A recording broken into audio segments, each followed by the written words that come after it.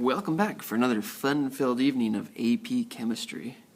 This is the third set of lectures, and we're going to talk about in this one question number 4 from the AP test. We're going to talk about the acid-base reactions portions of that, and then we're going to talk about the pH of soluble salts.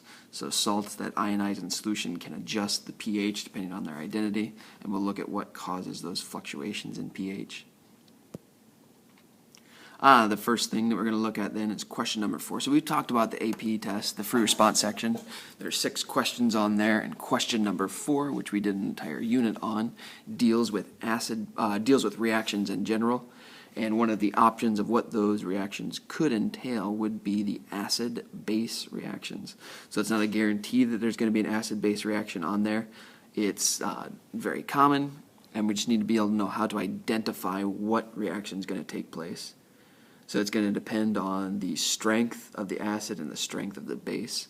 So different combinations will produce different reactions. The first possible choice would be a strong acid reacting with a strong base. So remember, strength deals with ionization, so a strong acid and a strong base would experience 100% dissociation, which means there's no undissociated acid or base left in the solution. It's going to be all the ions in there. When this happens, the H plus and the hydroxide will combine to form water, and then the other parts of the acid and the base, the non-H plus and non-hydroxides, are going to form spectator ions, or just be spectators. If we take a look at an example of a question that you would see, so question number 4, if you saw this one, equal proportions of hydrochloric acid and sodium hydroxide are mixed. So what this would look like in terms of a gen chem reaction would be HCl plus NaOH reacting to form, we just partner swap here, so this would be a double displacement reaction. The hydroxide, the OH minus, would go with the H plus, and that's going to give us water. And the Na plus would go with the Cl minus, and that would give you salt.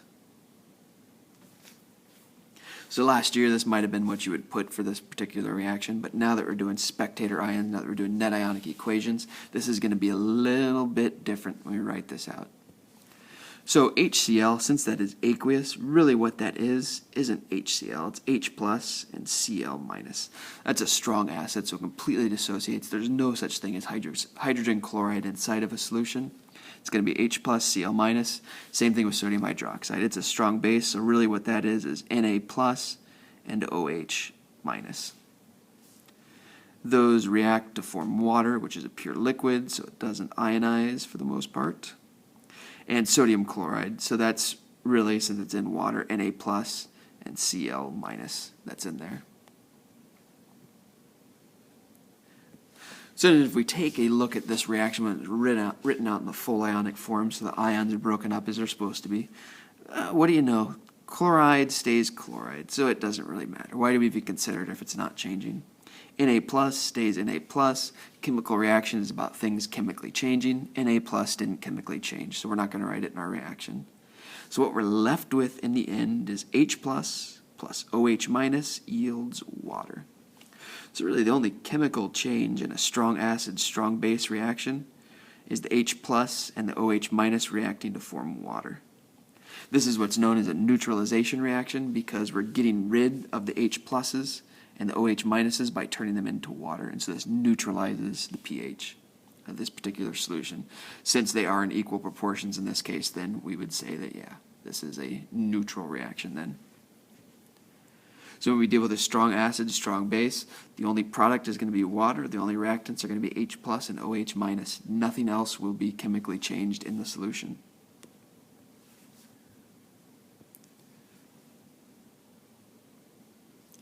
If, on the other hand, we deal with a weak acid and a strong base reaction, the strong bases completely dissociate. Okay, so the strong base is going to be all ions.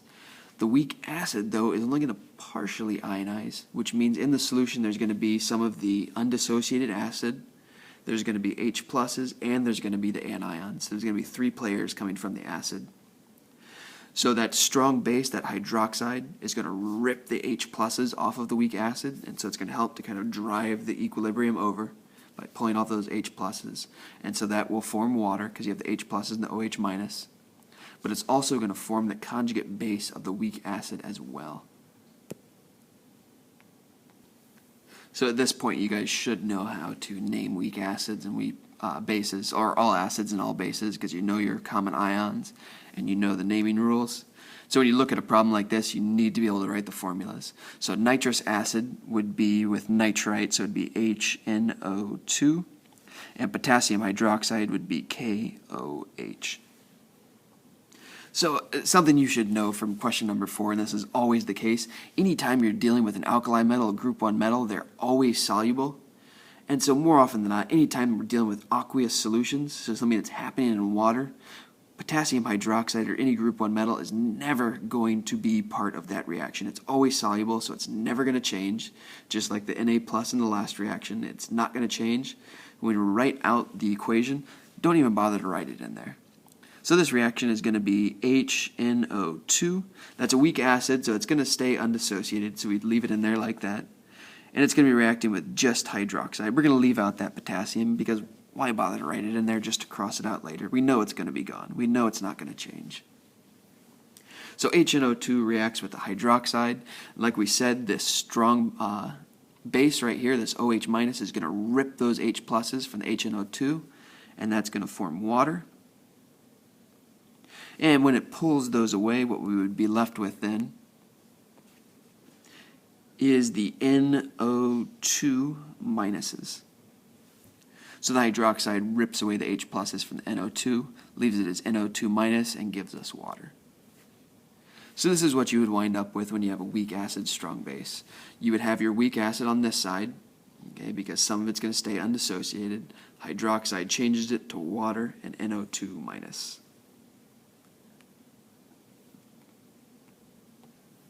All right, here's another example of a weak acid strong base reactions. This is just like the one we just talked about before. Same general idea. This one deals with a polyprotic acid, though, phosphoric acid.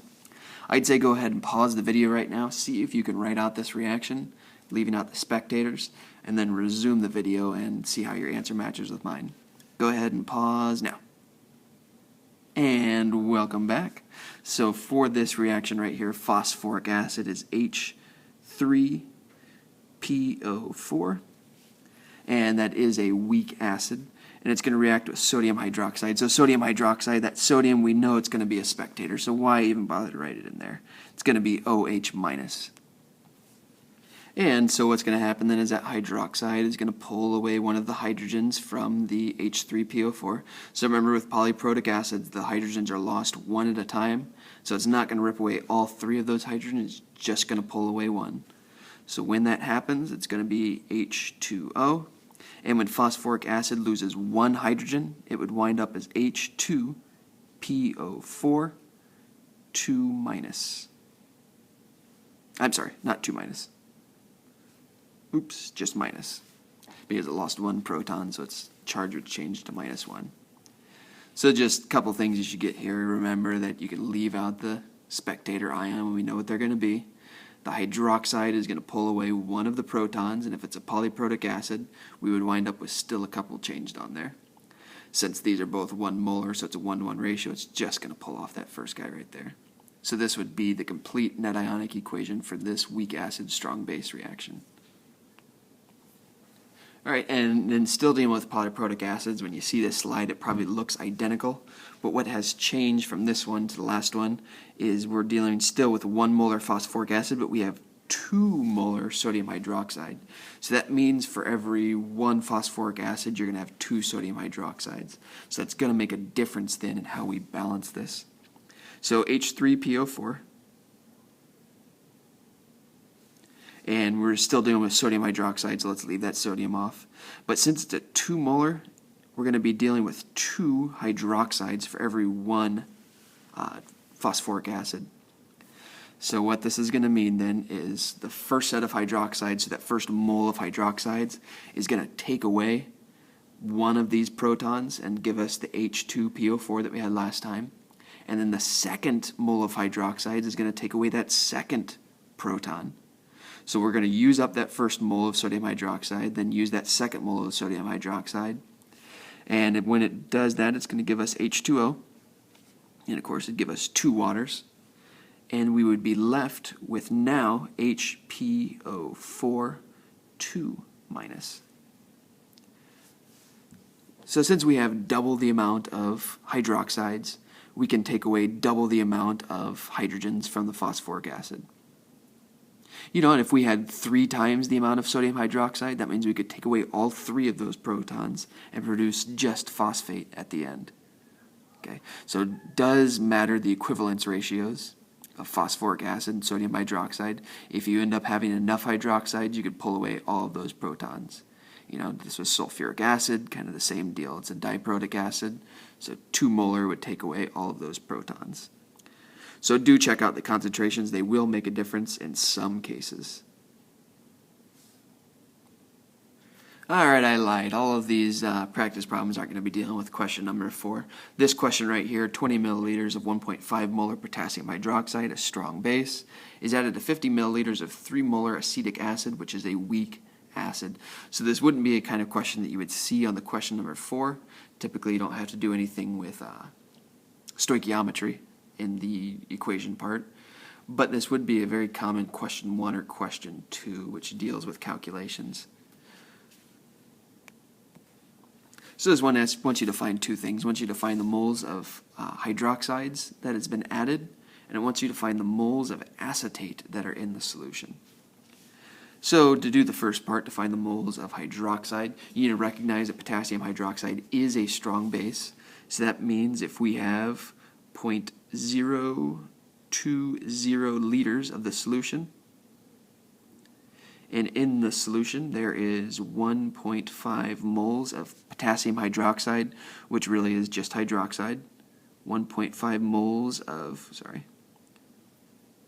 hydroxide for every 1 liter. That's the molarity. That means we have 0.030 moles of hydroxide in the solution. All of it ionizes, that means all the potassium hydroxide is going to be all the hydroxides. So we'd have 0.030 moles. All right, to understand what happens next, I think we really need to take a look at this equation. So let's write out the reaction for this strong base, potassium hydroxide, with this weak acid, acetic acid. So once again, acetic acid, CH3COOH. We write it in as unionized when we're dealing with a weak acid, and it's reacting with just the hydroxides. The potassiums aren't going to matter, so OH minus. Okay. That hydroxide then is going to be a strong base, or a strength I'm referring to its ability to rip away the hydrogen from the acetic acid. So it's going to pull away this hydrogen right here and form water. And it's going to have at the end then just acetate. So this question then asks you to find the moles of acetate that are in solution.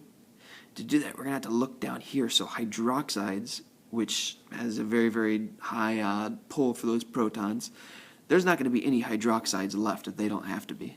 If there's a proton to be taken, they're going to take it. And in this case, we have 1.5 molar potassium hydroxide and 3 molar acetic acid. So there's plenty of protons to go around. That means every single one of these hydroxides is going to take themselves a proton to form water and acetate. So if we have 0.030 moles of hydroxide, that means 0.030 moles of hydroxide are going to take 0.03 moles of hydrogens from the acetic acid. So at the end, we're going to have 0.03 moles of water, and we're going to have 0.03 moles of acetate. It's a 1-to-1 ratio. And so part B, find the moles of acetic acid or of acetate that are in solution. It's going to be that right there. 1-to-1 ratio, so 0.03 moles of acetate would be in the solution. And on to the next type of acid-base reaction. This is one that's dealing with strong acids and weak bases. This is going to be similar to the weak acid strong base interaction, where one of them is not going to ionize completely, but in this case it's a weak base, so it's going to be the base that doesn't completely ionize in solution. Strong acid will, 100% dissociation. So a weak base will be willing to accept protons from a strong acid. So this strong acid with its high ionization can actually force its protons upon the weak bases. And the weak bases in these reactions, they can be nitrogen-containing compounds like ammonia, or they might be the conjugate base from a weak acid. So if you know the weak acid, remember those would be producing conjugate bases, and so it might be one of those conjugate bases. All right, so let's look at an example of this. So solutions of ammonia and hydroiodic acid are mixed. So ammonia is one of those terms that you need to know the formula for. It's like water. If I were to say water, you should recognize by now that's H2O. If I say ammonia, you need to recognize that's NH3. Don't get ammonia confused with ammonium, NH4+. Ammonia is NH3. So for this reaction right here, we have ammonia, NH3, and it is reacting with hydroiodic acid. And you should recognize by now that hydroiodic acid is a strong acid. So what that means, it's HI. It's a strong acid, which means it's going to completely dissociate. So if we think of what it really is, it's H plus and I minus. That I minus, if we take a look at our reactants here, NH3 and then those two, there's no one for that I minus to join up with.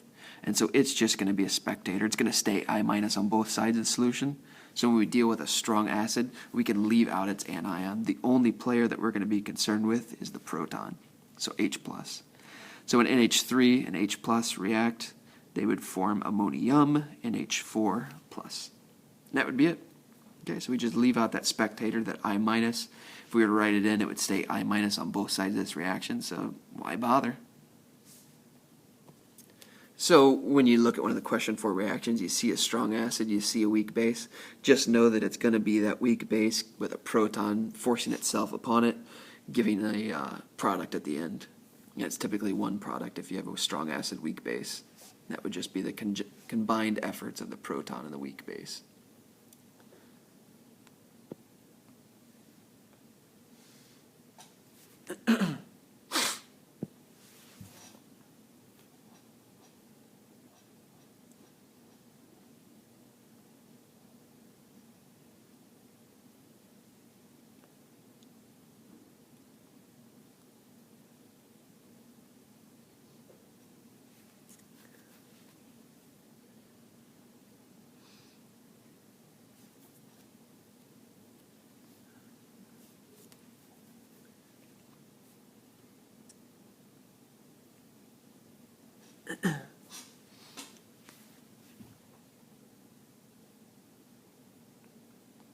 All right, let's look at another example, strong acid, weak base. So typically you're not going to be told, hey, here's a strong acid, weak base like you are in these practice problems, so you need to be able to recognize strong acids, weak bases. We have potassium carbonate, and so this is a group 1, and that's going to produce carbonate. And then hydrobromic acid, that's one of the big 6 strong acids, so you need to recognize that as a strong acid. And this is probably a weak base because it's not one of the hydroxides. Also worth noting, or important to note, is, oops, sorry guys. If they go through the trouble of telling you that this guy is 0.1 and this guy is 0.2, so that you have double the concentration of hydrobromic acid, that's probably a good hint that it's going to matter somewhere in the reaction. So if we take a look at this one, there's 2 important things with this one. So potassium carbonate is K2CO3, and hydrobromic acid is HBr. So with this right here, the potassium carbonate, potassium, remember it's always soluble, and this is an aqueous solution.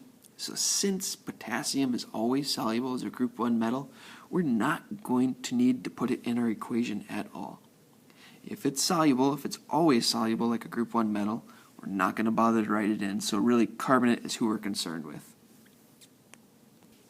And what we're left with then, this carbonate, that is the conjugate of a weak acid, carbonic acid, H2CO3. So this is the conjugate base of that, and so that would end up being a weak base then. And then hydrobromic acid, once again, this bromic acid, it's not going to be able to effectively accept protons because it's weak enough. It's too weak of a conjugate base. So we can go ahead and cross that out as well. So what this reaction is going to look like then is CO3, 2 minus, plus H plus. And as we pointed out before, there's double the concentration of the H pluses of the hydrobromic acid, which means we're in essence going to have 2 moles of H plus for every 1 mole of carbonic acid. And so that's going to combine to give us H2CO3.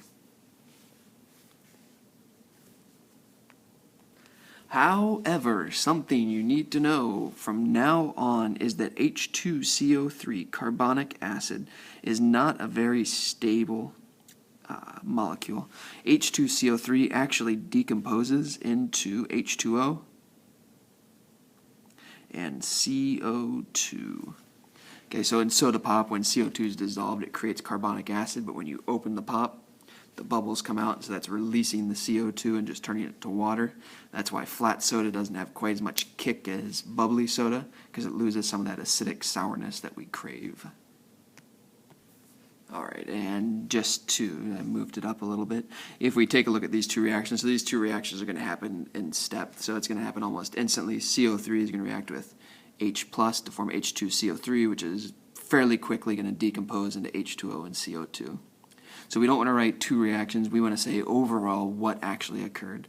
Well, since H2CO3 was formed and then decomposed, that means in the end it doesn't really exist. It was just a stepping stone, so it was just an in-between mediator. So what happens then is CO3 combines with H plus to form H2O and CO2. So the overall net ionic equation for this one, CO3, 2 minus, plus 2 protons, will give us water and CO2. So you need to be able to recognize from now on that when carbonic acid is produced, it decomposes into CO2 and H2O. Okay, and that's always the case. Carbonic acid decomposes into those two guys right there. And one more practice problem on the strong acid weak base front. This one, no tricks tied to it. So go ahead and pause the video, see if you can write this one, resume the video, and check your answer. Alright, good to see you again. So in this case, potassium phosphate would be K2 or K3PO4, and hydrobromic acid, we recognize that by now as a strong acid, HBr. So with the potassium phosphate, there's potassium, a group 1 metal. This is a solution, so it's going to stay ionized, so we can get rid of that and just focus on the PO4 3-, which is the conjugate of a weak acid. And then HBr, strong base, that means the Br- is going to stay Br-, so we can leave it out. So we have PO4 3-, and we have H pluses in this solution. So this is a 3- charge, which means it can accept up to 3 protons. This is where we have to look up at our formulas, at our stoichiometry. So since we have 0.1, so we have 1 phosphate, and we have 2 H pluses. So if we have 2 H pluses, none of the phosphates are going to get 2 or 3 protons before all the other ones get them. So first, the first mole of H plus is going to go through and fill up the first mole of these guys. Then the second mole of H pluses will go back and fill in another slot for those H pluses. So what we're going to form at the end then would be H2PO4-. So we're not going to have any H3PO4s. None of the phosphates are going to get 3 protons until everyone's had their fill of at least 2. And since it's a 1-to-2 ratio, that means we're only going to be able to produce up to H2PO4. Alright, and one of the last possible scenarios is going to be the weak acid with a weak base reaction. So with this, weak acid doesn't really ionize, weak base doesn't really ionize. As a result, these reactions don't generally go all the way to completion. This is because the acids and bases are mostly undissociated, so they're mostly staying together. So in general, these reactions don't really go to completion. That means at equilibrium, they're lying mostly to the left on the reactant side, but we still write them as a reaction because a very small amount of the reaction is actually occurring. So when we write these, we just write them as a proton transfer reaction.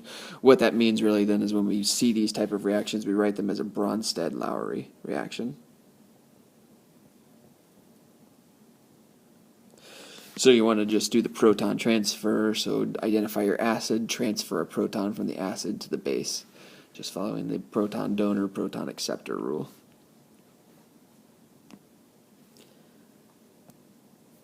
So an example of this one, equal volumes of 0.2 molar aqueous ammonia and acetic acid are mixed. So same volumes, same concentrations. That means it's just going to be probably a 1-to-1 transfer.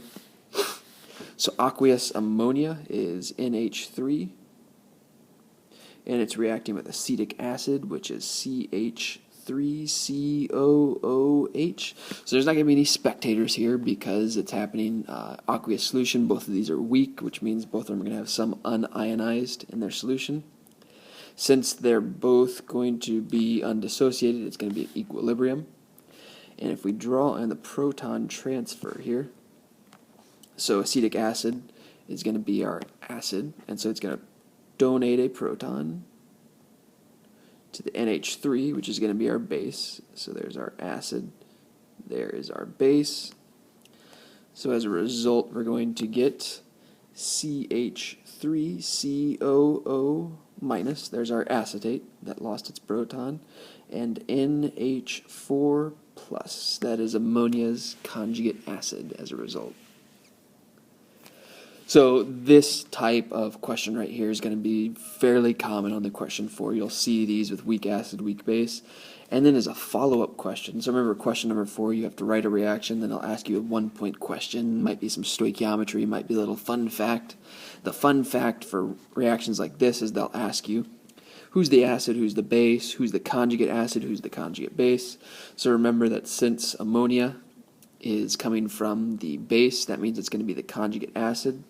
And we can see that it's the conjugate acid because if we look at this reaction going the other direction, ammonium will transfer a proton over, so that makes it the conjugate acid, and CH3 the conjugate base. And since both those are conjugates of a weak acid and a weak base, that means that these are both going to be a strong conjugate acid and a strong conjugate base. That's why equilibrium lies mostly in this reaction to the left, because both of those are strong, and so it's going to drive the reaction back. So this proton transfer actually happens better than this proton transfer right here. All right, now if we look at the acid anhydrate reactions, anhydrates are binary compounds composed of nonmetals. They're often going to be oxides. They react with water and hydroxide to form acids. So if you see an anhydrate, and we'll look at some anhydrates so you can get an idea of what I'm talking about with those, they will react to form acids when they combine with water or hydroxide.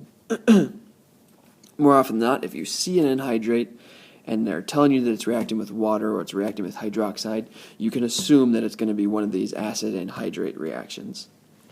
The key with these is when you form the acid, you want to make it so the oxidation numbers do not change. So take your anhydrate, add the hydroxides or the waters to it in order to form an acid, so one of the acids that you recognize, but just make sure the oxidation number does not change. So for example, sulfur trioxide is bubbled through water. So sulfur trioxide is an example of an anhydrate. So it's SO3. Sulfur trioxide, SO3.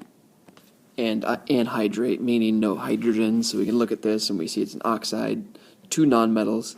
It's an anhydrate, and it's bubbled through water. So that means it's going to be reacting with H2O. So we need to recognize then we've got an anhydrate, we've got water. Oh, this must be an acid anhydrate reaction. So it's going to form an acid. So let's think back real quick to oxidation numbers. So if we figure out the oxidation numbers on this sulfur trioxide, so oxygen's always -2. And since we have 3 -2s, that means the oxidation number for sulfur is going to be +6. So when we come up with our acid for the reactant side, it needs to maintain a +6 on the sulfur. If that oxidation number changes, it will make a difference then, and it will be incorrect. So, for example, if we were just to say, all right, let's do H2SO3, which seems pretty straightforward. We're just taking the hydrogens and putting them on the sulfite, which makes sulfous acid. should look like an acid, and it is an acid, but if we take a look at the oxidation numbers, so the sulfite itself has a 2- charge. So then if we have our oxygens, which are still going to be -2, that's a total of -6. But because of this -2 charge right here, that means the sulfur would have to be +4, because +4 plus -6 gives us -2, and so that's the rules of oxidation numbers. So since the, sorry, let me fix that. Since for this particular reaction, the oxidation number of sulfur went from +6 to +4, that means this is not written correctly. Another way, you forget this on the test, another way to fail-safe this is if you try and balance this reaction right here, go ahead, try and balance it. It's impossible. You can't balance this guy because it's written incorrectly. So oxidation numbers are wrong and it doesn't balance. So let's write this the way it should be written. So, you could just test around on this, but if we write it as sulfuric acid, H2SO4, okay, now if we take a look at those oxidation numbers, so sulfate is 2- as well, and so that's 2- right there, so -8, which means that this would have to be +6. That way +6 and -8 would give us -2. So now the oxidation number of sulfur stays the same on both sides, and this reaction, unlike the last one, is balanceable. In fact, it's balanced already as is. However, you should recognize sulfuric acid as a what? That's right, it is a strong acid. Since it's a strong acid, that means it's going to be ionized in the solution, so it's not actually H2SO4 in the solution. The way we would write this reaction then is SO3 plus H2O reacts to produce H plus HSO4 minus.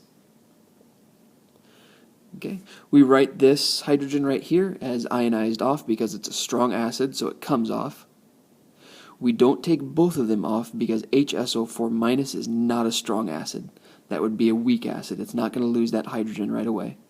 So polyprotic acids, the strong acid like sulfuric acid, is just going to lose its first hydrogen to begin with.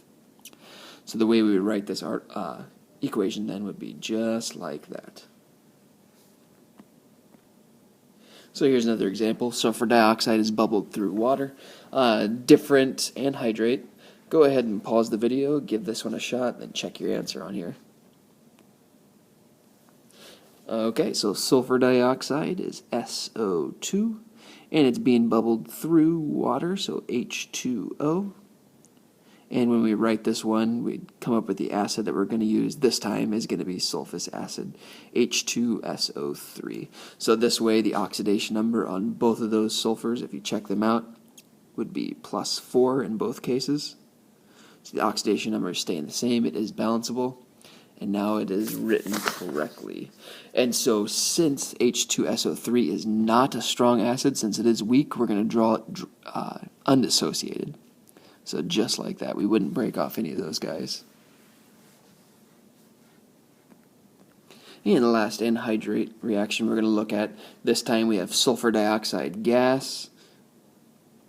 But now it is reacting with sodium hydroxide. So once again, what is this guy right here? Say it out loud at home. That's right, it is a group 1 metal. Since it's a group 1 metal and we're dealing with a solution, what do? That's right, we ignore it. So we're going to leave that guy out of there, and it's just hydroxide that we're concerned with. That's what the sulfur dioxide is reacting with, really. So in this case, when this happens, you need to recognize this is an acid and hydrate reaction. We have hydroxide and we have sulfur dioxide. When these two react, then we can't really form that same kind of acid, but when we combine these two, we can just directly connect them. And so we end up with HSO3 minus. So it's not going to be H2SO3 to balance out that charge. And we don't balance that out. And actually, if you try balancing it out, H2SO3, so let's just sketch that down here real quick. SO2 plus OH minus. So this reaction, by all the other definitions, is going to work. You can balance it. The oxidation number on this sulfur is +4. On that sulfur, it's +4 as well. So that's all good. But the thing that's incorrect about this is the balancing of the charges. This is something we don't normally think about, but just like the molecules have to balance out, so if we were to balance this one, it'd be 2, 4, and 2, and that balances all the molecules, so the sulfurs, oxygens, and hydrogens are balanced. But what's not balanced is the negative charge. So we need to look at the reactant side. The overall charge on the reactant side is -4 right now because we have 4 hydroxides. And over on the product side, it's neutral. And there's no way to keep it from being neutral because we can't really balance it. There's nothing negative over there. So charges have to balance just like the molecules do. And that's why this reaction does not work, the bottom one. The top one, though, on the other hand, SO2, OH minus, so we have an overall of a -1 charge on the reactant side. And because of the negative charge on the hydrogen sulfite, we have a -1 charge right here. So molecules and charges balance when we write it like this. So watch out for those, the charges as well as the molecules when you balance. Alright, this is cranking into a really long video, but I promise you this is the last one of the acid-base reactions, and that's the gas phase reaction. So when acids are in the gas phase, so we can have acids or bases in the gas phase, and a typical gaseous base would be ammonia. They can form ionic compounds. So this is one reason why the Arrhenius definition doesn't work for all acids and bases, because what that requires is them to be in solutions, but we can't have acids and bases that are gases. So when we come across two gaseous compounds that can be distinguished as acids and bases, all the atoms from the two reactants will be present from the product. In other words, you will not have to balance these. You're basically just taking things, you might have to rearrange them a little bit, but you're just cramming them together then. So the first thing you want to do is try and construct a recognizable anion and cation of the atoms available. So see if, think of your common ion sheet. Can you make any common ions out of the stuff that you're given? And if not, just take them and cram them together. Make a little sandwich out of them. So for example, hydrogen chloride gas. And if we write the formula for hydrogen chloride gas, HCl, oh, hey, that looks like hydrochloric acid. And it is, it's just in gaseous form. So hydrogen chloride gas is mixed with ammonia, NH3, which you should recognize as a weak base. So when this occurs, let's see, what common ions? Hey, NH3. I bet you NH3 we can write as NH4 plus. There's a common and recognizable cation. And then from HCl, let's see, what can we get that would combine with NH4? I know. How about Cl minus? So if we do this then, that means our products are going to be NH4 and Cl. And another way we can take a look at this then, that just means the hydrogen popped its proton over there. The hydrogen chloride sent the proton over to ammonia, made NH4 plus and Cl minus, and then those two just ionically bonded. So something different about this, we don't draw these two separated in their individual ions like we would before as NH4 plus and Cl minus, because this is not taking place in a solution. If it's not taking place in a solution, they're not going to ionize, and so we draw it as one compound.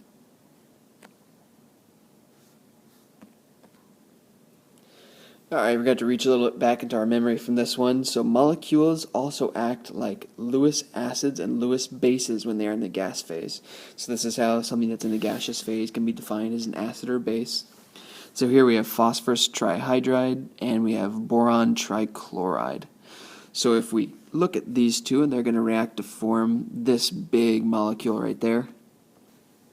And they do that by phosphorus donating its electron pair over there to boron.